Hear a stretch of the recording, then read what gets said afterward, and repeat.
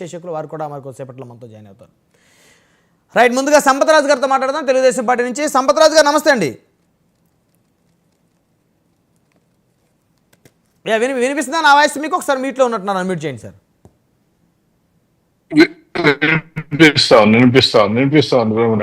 Yeah, విన్నారు కదా మాజీ ప్రజాప్రతినిధుల మాటలు, జుగుప్సాకరమైనటువంటి బూతులు.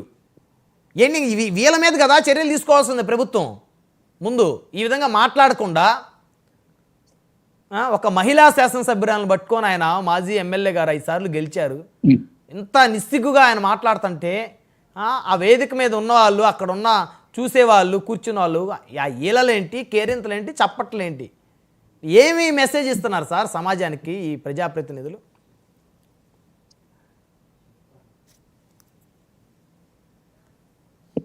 బ్రహ్మనాయుడు గారు, అందరికీ నమస్కారం.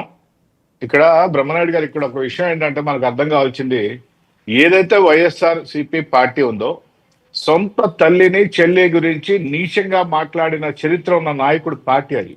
ఇంకా నాయకుడే ఆ స్థితిలో ఉంటే వాళ్ళతోటి నాయకులు ఏ విధంగా ఉంటారో, వాళ్ళ కార్యకర్తలు ఏ విధంగా ఉంటారో మనం చూసాం. ఎందుకంటే ప్రసన్న కుమార్ రెడ్డి మాట్లాడే భాష చూసి ఆ కేరింతలు కొట్టడం, విజిల్ వేయడం, చప్పట్లు కొట్టడం ఇవన్నీ కూడా మనకు వినపడతా ఉన్నాయి, చూస్తా ఉన్నాం. కాబట్టి ఇవన్నీ కూడా చూస్తా ఉన్నాం. అదే తెలుగుదేశం పార్టీ సంస్కృతి ఏంటంటే, ఎవరిని కూడా చెడుగా మాట్లాడడం కానీ ఇంకోటి లేదు. తెలుగుదేశం పార్టీ కాదు, ఈవెన్ జనసేన కానీ ఎవరు కూడా కూటమి ప్రభుత్వంలో ఉన్నటువంటి 3 పార్టీల గురించి నాయకులు ఎవరు కూడా ఎవరిని చెడుగా మాట్లాడరు. అదేవిధంగా మాకు ఐటీడీపీకి చెందిన ఏదైతే చేబ్రోలు కిరణ్ మాట్లాడిన భాష కంటే చాలా ఘోరమైన భాష ఈనాడు ప్రసన్న కుమార్ రెడ్డి గారు మాట్లాడడం జరిగింది. మరి ఆనాడు చేబ్రోలు కిరణ్ మాట్లాడిన మాటల్ని ప్రభుత్వం సీరియస్ గా తీసుకొని అరెస్ట్ చేస్తే, మరి ప్రసన్న కుమార్ రెడ్డి మీద ఇమ్మీడియట్ గా కేసు పెట్టి లోపల వేయాల్సిన బాధ్యత ప్రభుత్వం అంది, అది కూడా తీసుకుంటుందని చెప్పి అయితే అనుకుంటున్నాను. ఇంకొక విషయం, ప్రసన్న కుమార్ రెడ్డి గారు నిన్న మాట్లాడేటప్పుడు, అంతకుముందు అదే నియోజకవర్గంలో ఆయన 6 సార్లు గెలిచాడు, వాళ్ళ తండ్రి 3 సార్లు గెలవడం జరిగింది. ఆయన అక్కడ దాదాపు 9 సార్లు వాళ్ళ ఎమ్మెల్యేలు ఉన్నటువంటి చరిత్ర ఆ కొవ్వూరు నియోజకవర్గంలో. అక్కడ ఈయన చేసిన డెవలప్మెంట్ ఏమీ లేకపోగా 9 ఏళ్ల క్రితం ఎలా ఉందో ఇప్పుడు అలానే ఉండబట్టి, ఈనాడు ప్రశాంత్ రెడ్డి గారు అక్కడ గెలిచిన తర్వాత వాళ్ళ సొంత నిధులు ఖర్చు పెట్టి అభివృద్ధి కార్యక్రమాలు చేస్తా ఉంటే తట్టుకోలేక, ఊరవలేక ప్రతి దగ్గరికి పోతే ఇంకా బ్రహ్మరథం పడతా ఉంటే ఆమెను విమర్శించే కార్యక్రమంలో ఆమె కూడా విమర్శించింది. అయ్యా, నీలాగా పర్సంటేజ్ తీసుకునే మనిషిని కాదు ప్రసన్న నేను, నువ్వంటే పర్సంటేజీలు ప్రసన్నవి, కాబట్టి నువ్వు కూడా మాట్లాడాలన్నా అభివృద్ధి గురించి, ఏ రోడ్డు గురించి, ఈ రోడ్డు మేమేసాం, ఈ లైట్లు మేమేసాం నువ్వు మాట్లాడుతుంటే అది ఆయన జీర్ణించుకోలేక ఆయన మాట్లాడిన భాష మనం మాట్లాడలేము, ఆ విధమైన భాష మాట్లాడారు. అయితే ఇదే ప్రసన్న కుమార్ రెడ్డి గారు అదే ఒక ఎలక్షన్కి నెల ముందు అదే వైఎస్ఆర్సీపీలో ఎంపీగా ఉన్నటువంటి వేమిరెడ్డి ప్రభాకర్ రెడ్డి దంపతులు వాళ్ళ దగ్గర ఏదో ఎలక్షన్ ఫండ్ ఆశించి కరెక్ట్ గా నెల ముందే, అంటే వాళ్ళ పార్టీలోకి, తెలుగుదేశం పార్టీలోకి వచ్చింది ఎలక్షన్ కి 15-20 రోజుల ముందే వచ్చారు.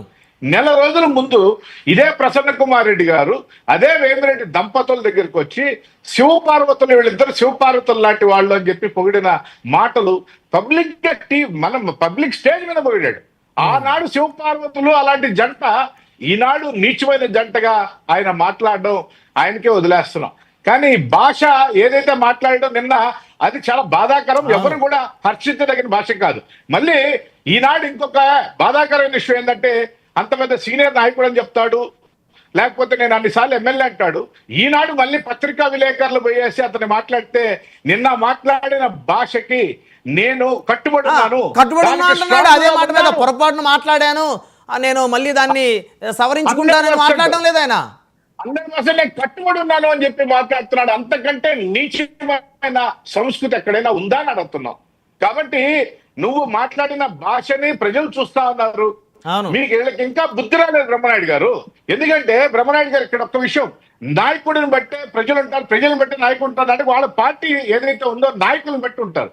గతంలో బ్రహ్మనాయుడు గారు మొన్న లాస్ట్ టైం డిబేట్ లో కూడా వెంకటరెడ్డి గారు వచ్చారు. వెంకటరెడ్డి గారు మాట్లాడిన భాష చాలా ఘోరమైన భాష మాట్లాడు. నేను మీకు క్లిప్పింగ్ కూడా పెట్టాను. ఎందుకంటే మన డిబేట్ లోనే మాట్లాడి అతను మళ్ళీ అధికార ప్రతినిధిగా ఆ పార్టీ నియమిస్తే అధికార ప్రతినిధి మాట్లాడే భాష కూడా బాగాలేదు. నేనేమంటానంటే భాష బాగుండాలి ముందు. తర్వాత రెండోది, వైఎస్ఆర్ కాంగ్రెస్ పార్టీ నాయకులు ఏదైనా మీరు ప్రతిపక్షంలో కూర్చోబెట్టినప్పుడు ప్రజల పక్షాన ఒక్కటైనా మాట్లాడుతున్నారా? ప్రజల పక్షాన ఒక్క మాట మాట్లాడకపోగా వ్యక్తిగత విమర్శలు చేస్తూ, వ్యక్తిగత హననం చేస్తూ, సునకానందం పొందే కార్యక్రమం చేసుకుంటా తిరుగుతా ఉన్నారండి. వాళ్ళ నాయకుడి కాడి నుంచి కింద స్థాయి వ్యక్తుల దాకా మీరు ప్రజల పక్షాన్ని మాట్లాడమంటే ఒక్కడంటే ఒకడు వాళ్ళు మాట్లాడు.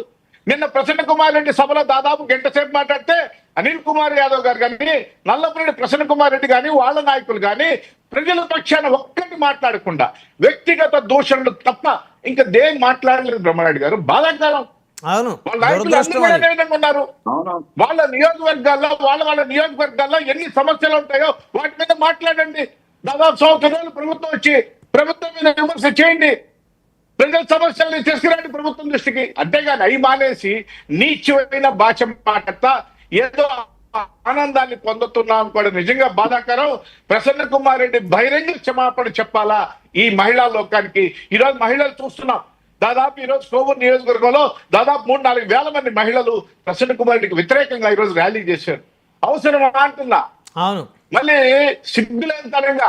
సిగ్గులేంతనంగా పెద్ద కుటుంబం, నెల్లూరు జిల్లాలో పెద్ద కుటుంబం ఆయన, మళ్ళీ నల్లపురెడ్డి కుటుంబం, అది పెద్ద కుటుంబం, రాజకీయ కుటుంబం అయింది. అవును. ఆయన మళ్ళీ సిగ్గు